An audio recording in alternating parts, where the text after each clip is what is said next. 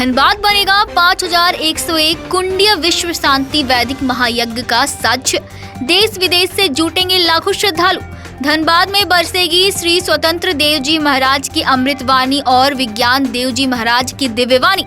जी हां, आज दिनांक 30 अगस्त दिन बुधवार को धनबाद के मेगा स्पोर्ट्स कॉम्प्लेक्स स्टेडियम में विहंगम योग संदेश मासिक पत्रिका के संपादक सुखनंदन सिंह सदाए ने एक प्रेस कॉन्फ्रेंस कर विहंगम योग संस्था की ओर से यह जानकारी दी कि विहंगम योग समारोह का आयोजन होने जा रहा है 2 और 3 सितंबर 2023 को सदगुरु सदाफल देव जी महाराज की 136वीं जन्म उत्सव पर ऐतिहासिक और यादगार बनाने के लिए धनबाद में संपन्न होगा विहंगम योग समारोह। इस समारोह के अंतर्गत ध्वजारोहण, आसन, प्राणायाम, ध्यान, विशाल भंडारा, प्रवचन, दिव्य वाणी के अतिरिक्त 5101 कुंडी विश्व शांति वैदिक महायज्ञ का भी आयोजन है। पत्रकारों से बात करते हुए बताया गया कि लगभग 1 लाख की संख्या में पूरे देश भर से आए श्रद्धालु जन यहां इस स्टेडियम की शोभा बढ़ाएंगे, जिनके रहने, खाने, पीने और सुरक्षा की सारी व्यवस्था पुख्ता कर ली गई है। इस मौके पर धनबाद वासियों को निःशुल्क आयुर्वेदिक एवं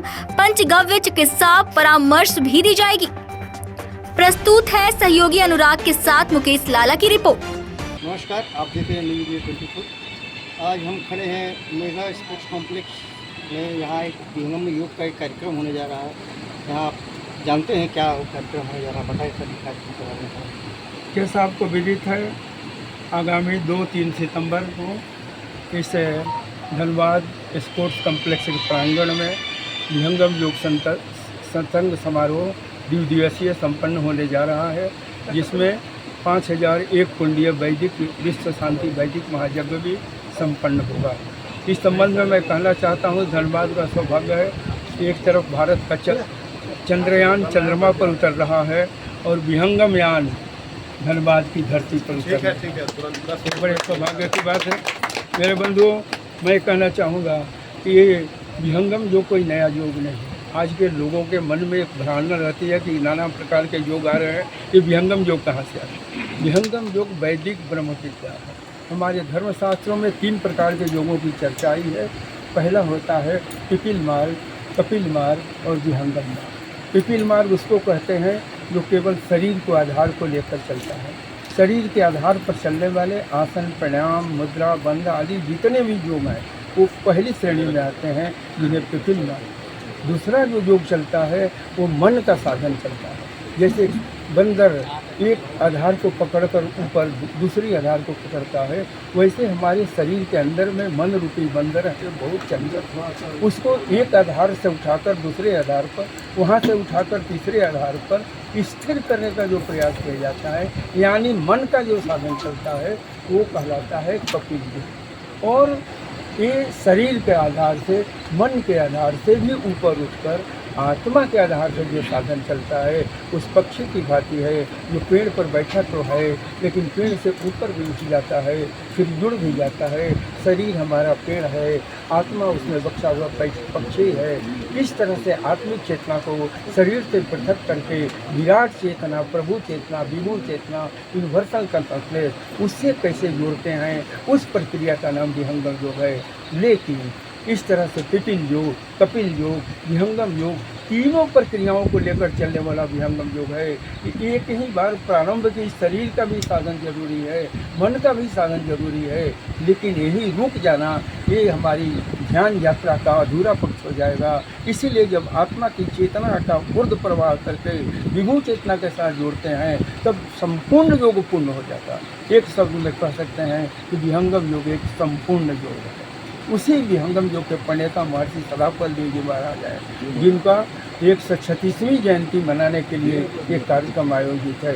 135 वर्ष पूर्व उनका अवतरण उत्तर प्रदेश के बलिया जिला अंतर्गत पकड़ी गांव में हुआ था और वहां पर एक बहुत भव्य वृत्तिकूट आश्रम है। उस वृत्तिकूट आश्रम पर हमारे प्रधानमंत्री, पूर्व प्रधानमंत्री चंद्रशेखर जी भी गए हैं, अनेक बड़े बड़े लोग गए हैं और हमारे स्वामी जी ने शून्य शिखर हिमालय पर भी गए हैं।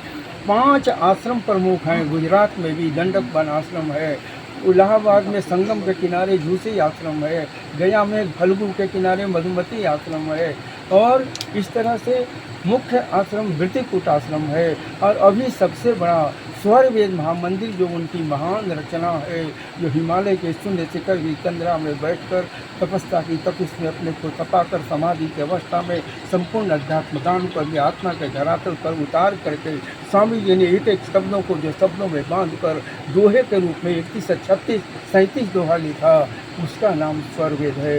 उस स्वर वेद को एक इतना भव्य मंदिर बन रहा है, मानस मंदिर की तरह, जैसे बनारस में मानस मंदिर में संपूर्ण रामचरित मानस लिखा गया है, वो सही वैसे ही ठीक वाराणसी के स्वर वेद महामंदिर में संपूर्ण स्वर वेद सदग्रंथ का प्रतिबिंब बनेगा, प्रतिमूर्ति बनेगी। और वहीं पर हमारा अभी हम लोग 100वां जो वार्षिकोत्सव मनाने जा रहे हैं, 100 वर्ष पहले जो संघ समाज की स्थापना हुई थी, उसी दिन से हम लोग शताब्दी वर्ष में प्रवेश कर जाएंगे। 2024 हमारा शताब्दी वर्ष होगा और 100वां हमारा वार्षिकोत्सव 17-18 दिसंबर 2023 को बनारसी के स्वर्ण वेद महामंदिर के प्रांगण में आयोजित है, जिसमें हम लोग प्रयास उसी स्वर्ण वेद महामंदिर को देखने के लिए विगत 14 दिसंबर 2021 को हमारे राष्ट्र के यशस्वी प्रधानमंत्री नरेंद्र मोदी जी आए थे, आदित्य योगी जी आए थे, महामहिम राज्यपाल जी आए थे, ये 14 दिसंबर 2021 में। और उन लोगों ने आश्वासन भी दिया था प्रधानमंत्री जी ने, मैं आज देखने के लिए आया हूँ, मैं इसका उद्घाटन करने भी आऊँगा।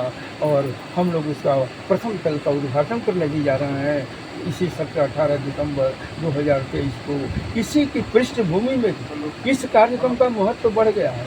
एक तरफ हम 100वां जन्मोत्सव मनाने जा रहे हैं, हम वार्षिकोत्सव का, और एक तरफ हम यहाँ पर इसलिए कर रहे हैं एक जागृति हो कि ताकि हमारा जो शताब्दी वर्ष आ रहा है, उस वर्ष का एक ऐसा प्रारूप बने, एक ऐसा विराट रूप बने और उसमें सब सहभागी बन जाए। उसी सहभागिता में धनबाद जुड़ने जा रहा है इतना भव्य कार्यक्रम के लेकर।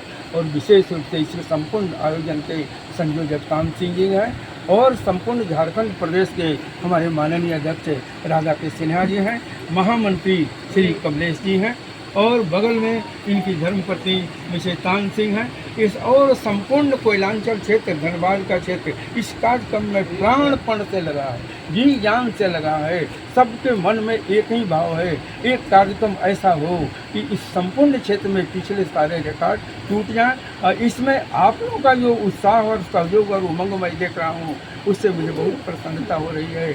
और मैं सदगुरु प्रभु से प्रार्थना करूँगा कि आपका भी आध्यात्मिक पथ पर विकास हो, भौतिक विकास हो और सदगुरु प्रभु अपना आशीर्वाद मीडिया वालों को प्रदान करें, जिन लोगों ने इस कार्यक्रम के आयोजन में बहुत बड़ा प्रचार के माध्यम से सहयोग दिया।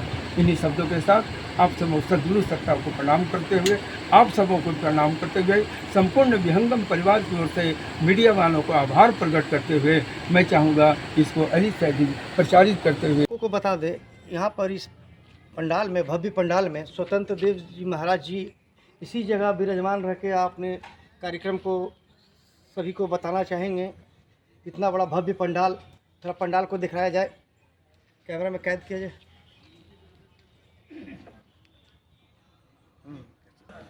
इसी जगह से महाराज जी अपने विहंगम प्रवचन को देंगे।